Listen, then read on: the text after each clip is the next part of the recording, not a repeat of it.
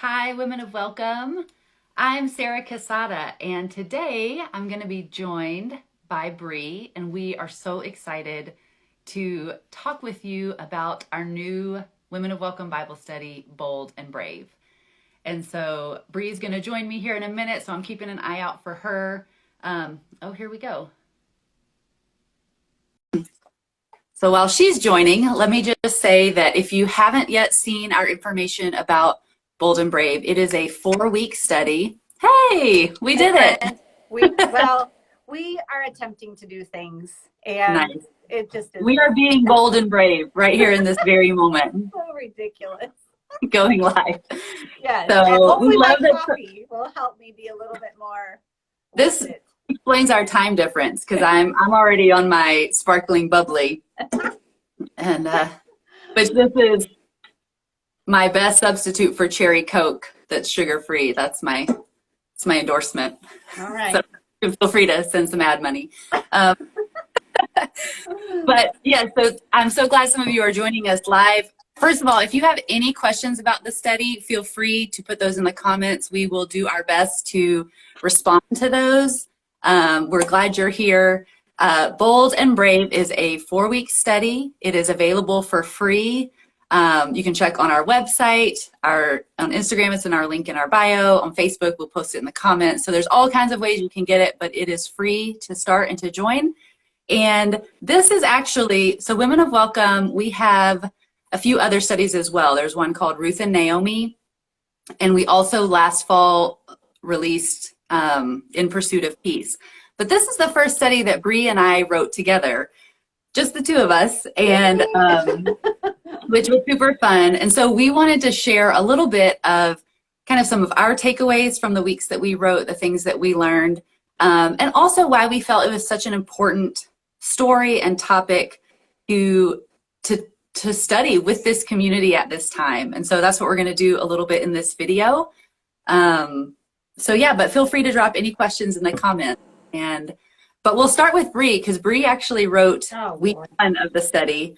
The midwives, who I adore, Shifra and Puya. And so would love to just, to hear from you a little bit about what you learned from their story and what inspired you. Okay, so I will say that this study that just came out last week, this is my favorite study we've done to date out of all the studies that we've done.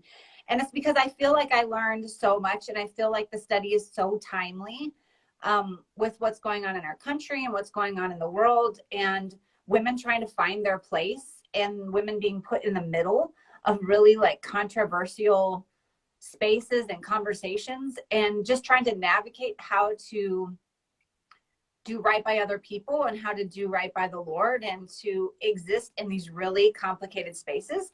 And at Women of Welcome, we always talk about how we want you to follow your compassion into hard spaces, and that this is a community that is dedicated to coming alongside you to give you confidence to enter into those hard spaces.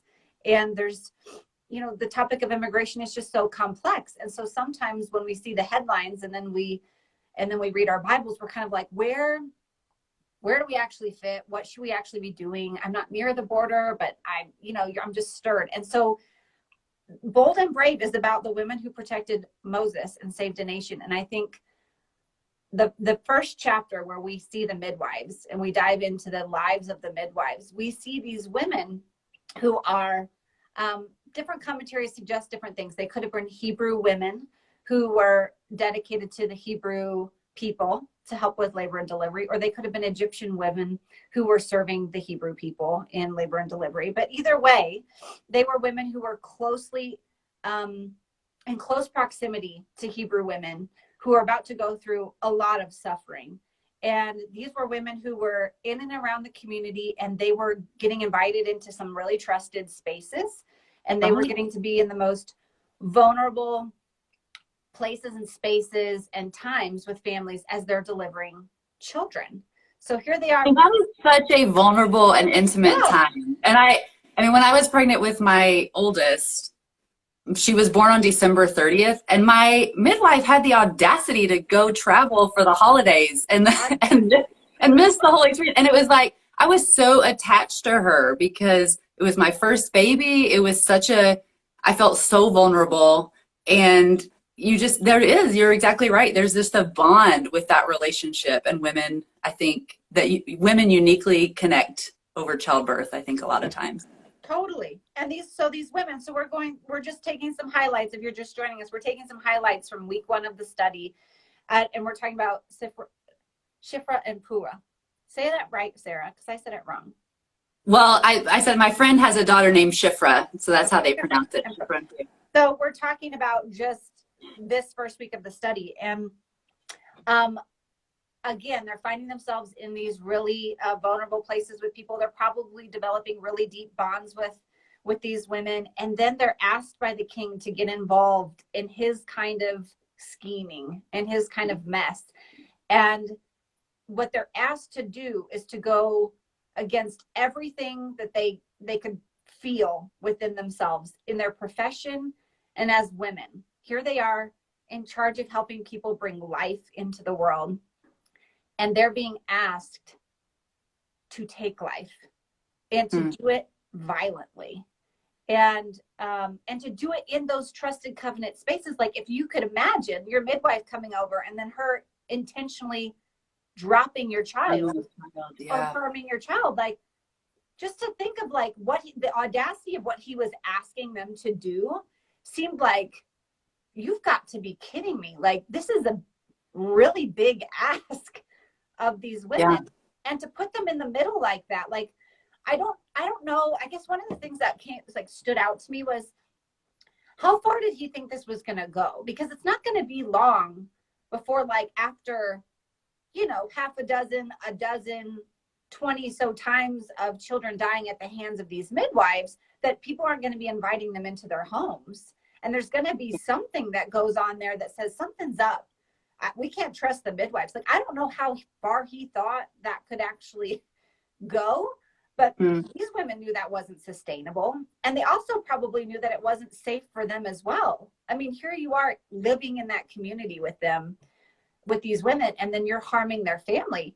I mean, he was asking a lot of them, and so for them to defy this king was also, I mean, they're just caught in the middle. It's impossible. So what he could do to them, because what he was asking of them, what he could do to them or their families if they didn't follow through. And I think the thing that we constantly talk about in this community is that sometimes people won't understand what the love of Christ compels you to do.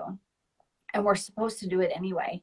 And so I think that in this, they're like, our only option is to really fear God, because we don't actually really know what's right. Do we follow the king? Do we follow our friends? Do we follow our instinct? And what they decided to do was just to fear God instead. And the fearing of God was what steered them in the right direction. Yeah. Ugh. So to me, week 1, like, sets you off on this, like, whoa, okay. And the bravery that it took to enter into that space. And I mean, if you were faced with those same decisions, sometimes you get in these situations in your life and you're like, all I have is to trust God. All I have is this. And it ends up being the thing that saves you.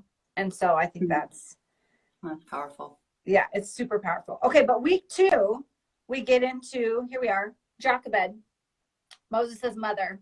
And you had a real soft spot for this. You were like, I'd love to write week 2.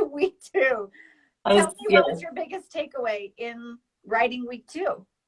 I see this all the time now as I'm getting older, that stories where I used to watch movies and identify with the children or the teenagers, now I identify with the moms. And I think I've mentioned this before, but my kids were watching Prince of Egypt.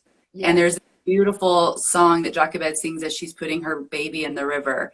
And I was just undone, like, just weeping through that whole scene. And it was like, I never even remembered that scene existed before, because I was probably like, slow song, woman crying in the river. I'm not interested. Fast forward. But as a mom now, I'm like, everyone stop moving. Like, this is the most meaningful and heart-wrenching part of this scene. I was just so taken aback. And honestly, it was Jochebed who connected the dots for me and brought me back into this story through kind of the lens of some of the headlines that we talk about today and different things. Because, and ironically, I was not reading Exodus, I was reading Hebrews. And I'm going to read the verse because we put it in the study. Because I grew up in church. And so, you know, Hebrews 11, that's the faith chapter. Those are our heroes. Those are the people we're supposed to look up to and learn from. And Hebrews 11:23 says, by faith, Moses, when he was born, was hidden for 3 months by his parents because they saw that the child was beautiful and they were not afraid of the king's edict. Ooh, that just gave me some shivers. And I was like, oh, wait, they didn't protect Moses because they were afraid. They protected Moses because they were not afraid. Wow. And something about that just blew me away. Wow. The idea that they were honored for their faith. Because when I read the story, I feel bad for them. Their son, you know, their son's life is at risk and they're just kind of doing whatever they can to protect him, which is a lot of what we see today. And I was in the middle of reading those headlines when I came across this verse. And it was like, they were honored for their faith. Moses's parents were honored for their faith and their lack of fear. Yeah. And I just thought like, man, I want to be that kind of mom who is protecting my kids and protecting the kids in my community and in my broader Christian family and protecting them because of my faith in God.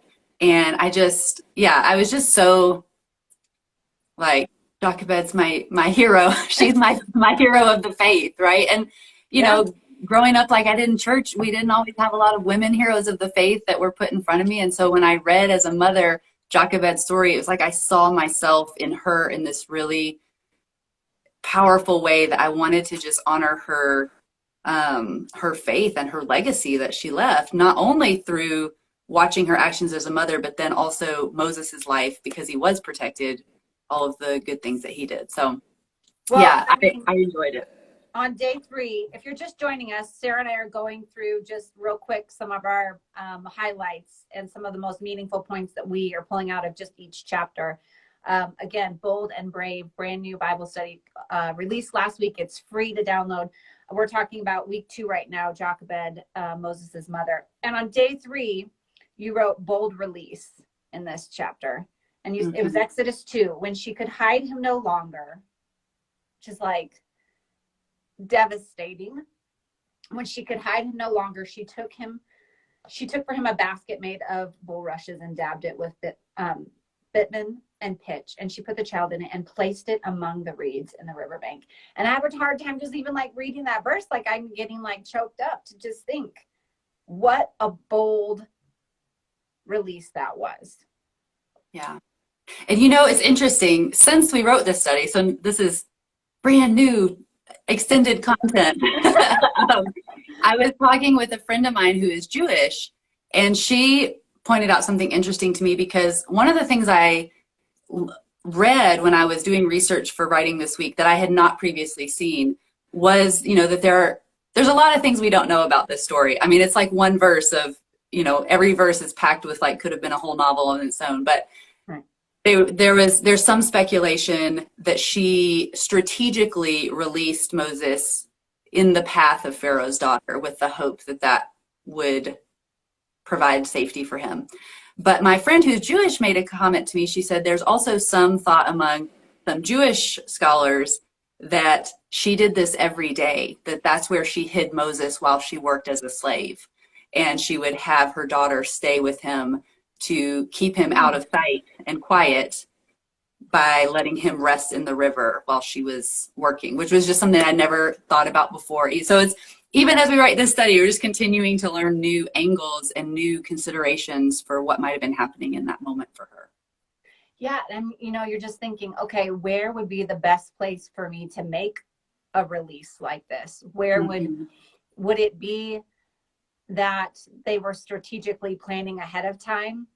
Where does the princess, or would you want the princess to find a baby? Because I mean, this is the king's daughter. So who, like, again, you're caught between these odds of, okay, so I'm going to like lay my child in a basket in a crocodile infested river, and Egyptian women come down to the river all the time because the Nile was said to have life-giving properties. It was said to be like sacred and part of the gods and all these things. So you're thinking, like, even just placing your baby in a river where Egyptians come to, you know, draw water and to have community and to bathe, and just to think how dangerous that was, you know, even to just send your daughter down there with your baby, like, but you had no choice. I mean, you're right. Just all these considerations of, I think the importance that kind of drew me into this was the importance of being curious about a story. Yeah. So we see all these headlines all the time, and we just think, how could this be? How could someone do this? How could someone give their child to a smuggler? How could someone do this? And you just start, and yeah, I almost think that's the wrong question. I mean, I think the question really should be, what has happened to bring someone to this point? Because as we were talking with Joanne Van Ingen from A More Just Society in our webinar the other month, just about, she says, no one travels out of just sheer kind of like happenstance. She's like, everyone goes out of love. Everyone goes out of love. That's the reason. So if you're thinking, how could they? Her response is always, because of love. That's why. Not everyone is successful. I mean, think about the Lord's hand in the story of Moses. It's like all that could have gone wrong, all the different other kind of like characters that could have been in this story. And the Lord just honored their boldness of faith in him. Okay, so week three, you also wrote week 3, and I loved week 3. Miriam the sister. Okay, if you're just joining us, we are going through just previews of the study that we just released, and Sarah and I are pulling out just kind of some meaningful things that we learned as we were writing the study. And week 3 is Miriam, Moses' sister. What stood out to you about this? What was the thing that you were like, whoa? Man, Moses' sister, you know, I think it wasn't until I kind of dove, we've run into a grammar situation, until I dived into the study. Until you got into the study. Yeah, so that I realized how young she was. Right. Because I think of Miriam as kind of the one with the tambourine as the people of Israel are walking through the desert and different things, but it was like, oh, she was also a kid, a kid accompanying a kid. And what I am most drawn to in Miriam's story is what I imagine the helplessness she might have felt in that role, that you are just standing there doing what feels like nothing, watching someone in a dangerous situation. And again, connected to kind of the work we do here at Women of Welcome, there are times that I feel that helplessness of, I see suffering, I'm watching it, I'm witnessing it, I'm just standing there. And what is my role? And I mean, we talk all the time, the number one question we get is, what do I do? What do I do? And nobody wants to hear the answer. You stand there, which is essentially what Miriam is told to do by her mom. And so I think, but what I love about her story is when the time is right, when Pharaoh's daughter finds Moses and is like, what's happening here? Who is this baby? What are we doing? Miriam speaks up. She's been there all along. She's been accompanying him. And when the time is right, if she had like called to Moses's daughter across the river and been like, hey, why don't you do this and that? Take this baby. We don't know how that would have turned out. But because she was present and close and she had proximity to that suffering, I sometimes think it would have been easier for her to just walk away, and rather than to try to stand in that hard spot. And she's a kid, but that opportunity, when it arose, she was ready because she was there. And that's when her boldness, really, we see it on display, that she speaks up to this woman who is in much, much more power than Miriam is, but she speaks up on behalf of her brother and reunites her family in that process. And so I think I'm just so drawn to her story because I'm like, okay, Lord, are there places I need to speak up right now? Or are there places where I need to stay quiet and be present? And what does that look like? And help me to do it because I get itchy. I want to do something. I want to change it. I want to make things different. And maybe sometimes the invitation is to be present.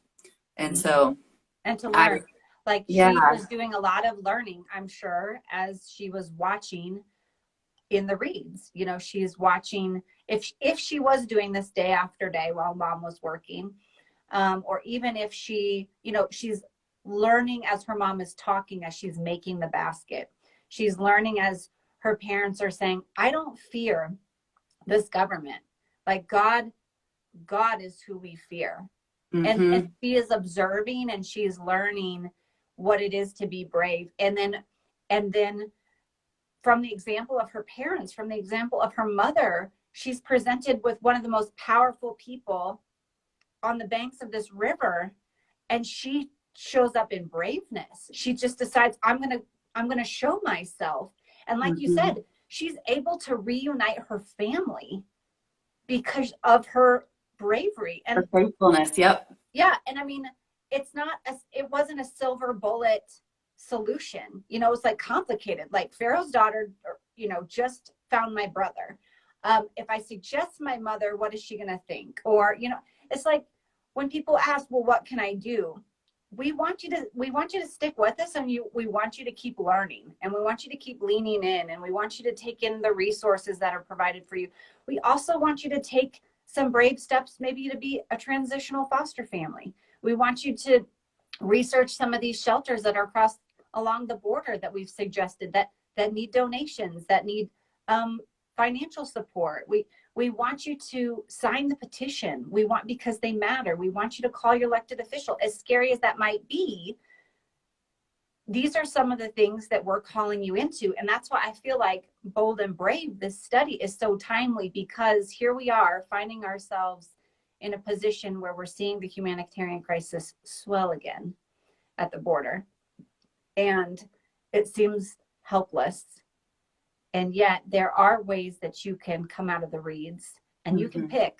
There's lots of different options of how to present yourself to be. Well, each of these women had a very different role in protecting Moses. And I think that is a good reminder to us when we can either feel like it's too big, I shouldn't get involved at all, or I need to carry this entire burden of myself. It's my job to figure out how to fix this.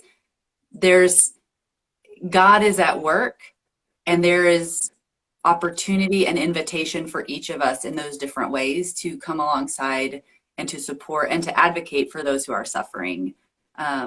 So I think she's just such an inspiration, and it was really, really fun to write that week. And I love learning from a kid. I think that's a good practice for all of us. And so if you're joining us, we're going through the Bold and Brave, our study that just released last week.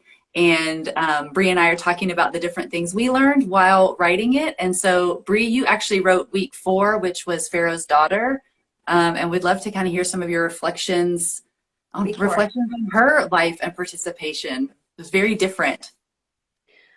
Well, Pharaoh's Daughter, at first I wasn't exactly sure like what to write about her. Like it took me like almost kind of months to kind of really gather all the information about her situation and her probable circumstances, and maybe what her cadence of life kind of looked like. And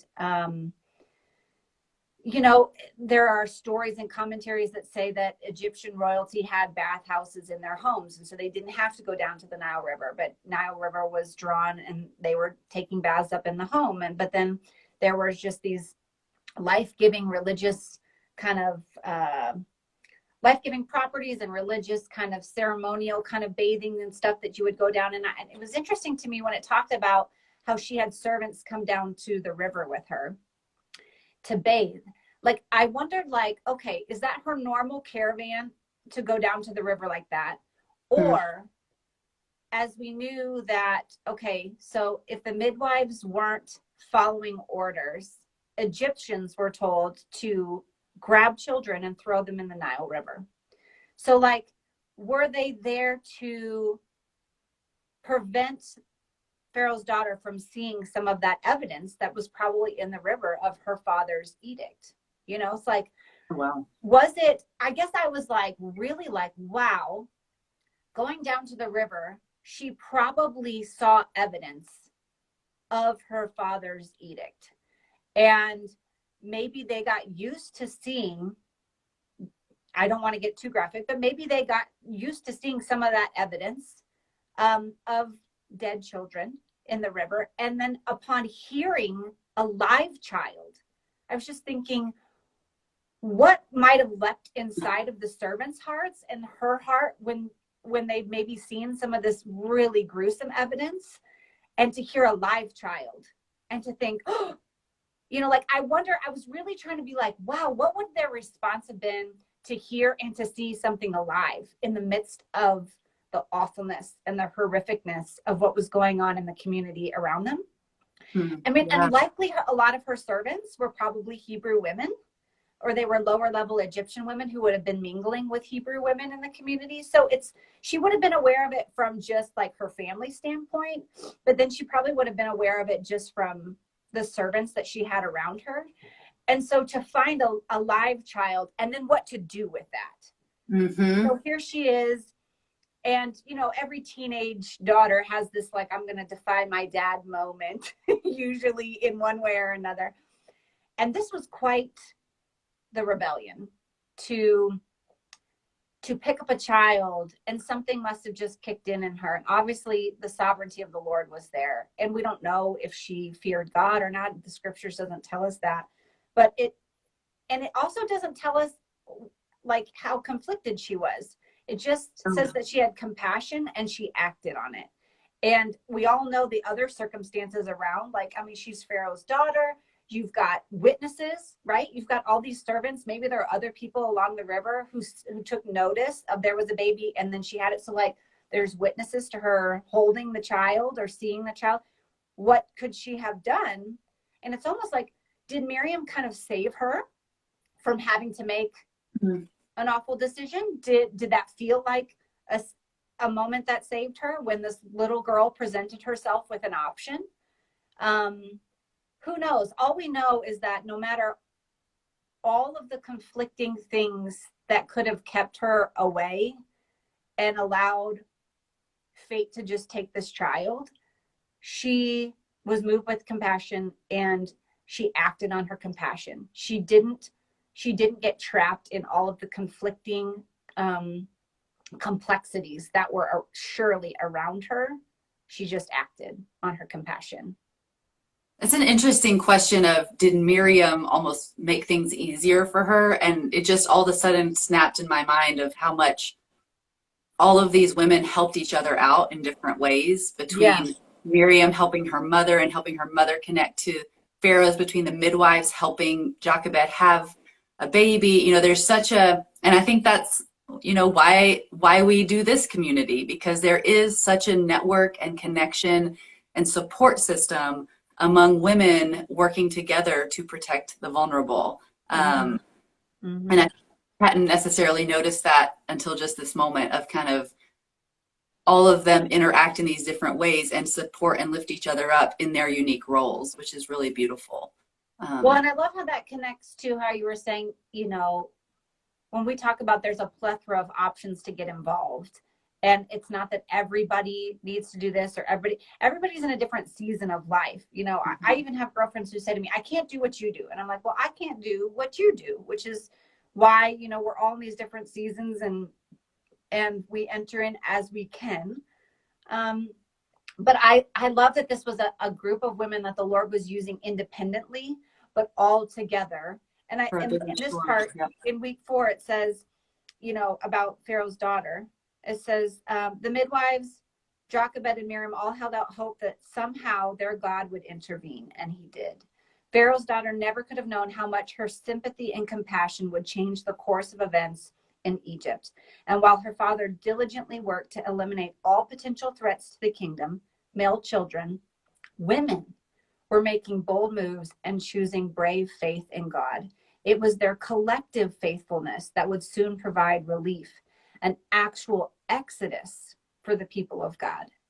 And when we talk about how these numbers seem so big, about what's going on in the headlines and the southern border and stuff, it's just, these are individual people who are made in the image of God and doing something that could help just one of them. You have no idea what the sovereignty of God would do just through one person. No idea what story God's writing. Like Right. there's just it's beyond our comprehension, right? And I think there's freedom in that.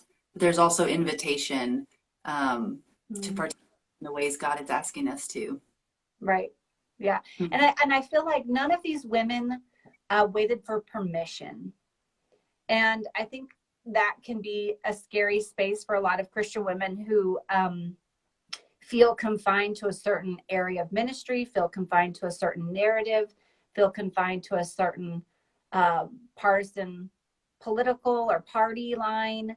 And I think that God really, through this story, shows us that you don't have to wait for permission. You report to one person, and that is God. That is God the Father. And so if he is stirring in your heart compassion for something, you follow that. That's following your compassion into these spaces is an act of worship. It's an act of obedience. And none of these women, waited for permission. I mean, just think about it. It's like they hid their child. Like they were told not to do that. They hid their child. And of course, Pharaoh's daughter was like, you're supposed to kill these children. You're not supposed to like take them in and adopt them. And then you have Miriam, who's like, no one asked her opinion about what to do with the baby that was found. She stood up and said, I got an idea, So I think that women are really hungry to enter into really hard spaces because they're feeling a stirring from the Holy Spirit. And that's not something any community, any study, or anything like that is going to have the power to really give you. It's going to be the Holy Spirit. That's why Sarah and I are just kind of like, with this community, it's like hands open. Like, this is the Lord's work. I mean, this is not centered on any of us. This isn't centered on anything other than following your compassion into a space that the Lord is calling you in obedience and in worship towards him. And we're doing this study a little bit differently this year in the fact that normally Sarah and I would kind of like go through the study every single week, but we have started new community connect groups. Yes. So a lot of women, Sarah, why don't you talk about how women feel normally, like when they come to this community? What are some of the things that we hear from women when they come into the community and they find us? I mean, we hear all kinds of things. There are women in this community who are in immigrant families or bicultural families.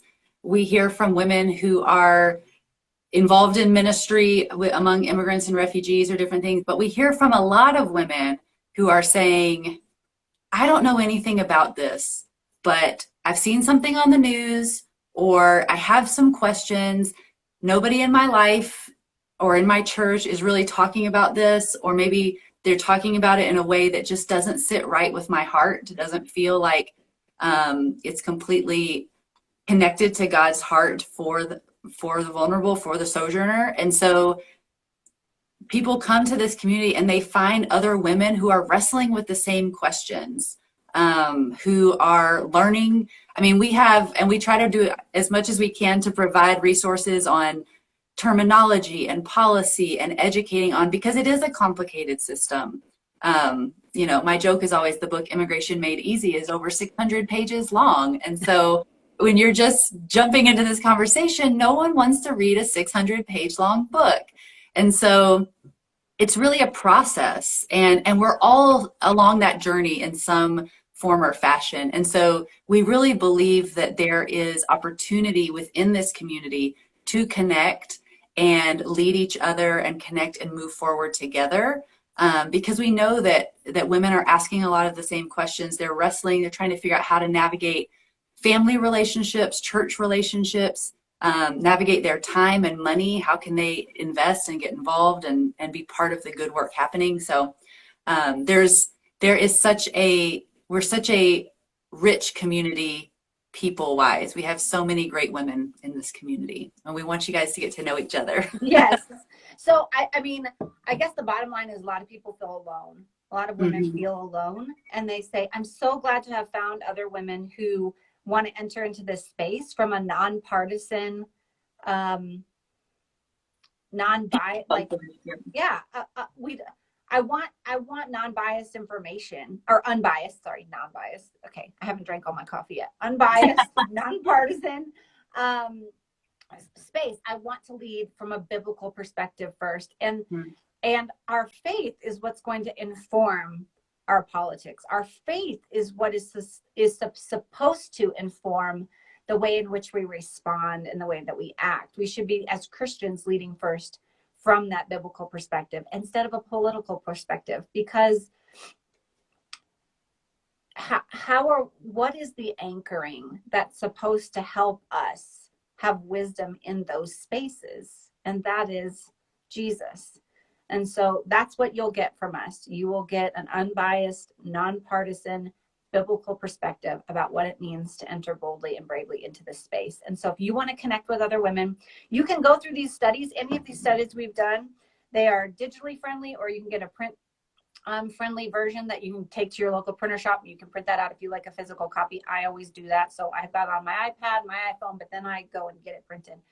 But you can do it individually, or you can, I'm an overachiever, sorry. I have 6 copies that I'm looking at. 6,000 copies, and I just read them all. They're all over my house. No. I like it. Sounds really weird.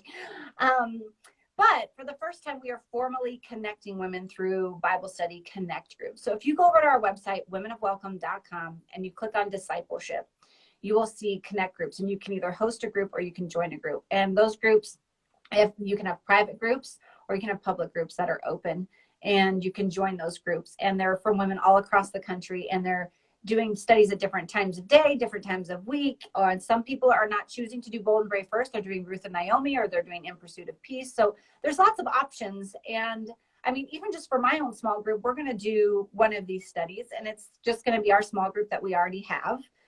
So it'll be a closed group because it's just the 8 of us that we're doing it together. But we're going to put it up on the website just so that it would be encouraging to other women just to see. I was going to say, yeah, if you're doing a closed group, whether it's on Zoom or in person, we encourage you still to sign up there, because we have resources for leaders. And it's, again, a lot of what we're doing in this community is reminding women you're not alone. And so when they see that there's other groups happening across the country, it's an encouragement that I can do this too. Again, it's just like the women protecting Moses. We're supporting each other, even just through the simple act of saying, okay, I'm going to do a group. Here's what that looks like. Right. So, ladies, we hope that this will be encouraging to you. We know thousands of you have already downloaded the study, so we're so glad that this is a study that's already resonating. But we encourage you to start the group. We encourage you to join a group. Head over to our website and join a group. And we pray this will be a blessing to you and encourage you in hard spaces. But stay connected with us. We're here for you. And we look forward to seeing you in some of the groups. Thanks for joining us today. Have a great day, guys. Good to see you all. Bye.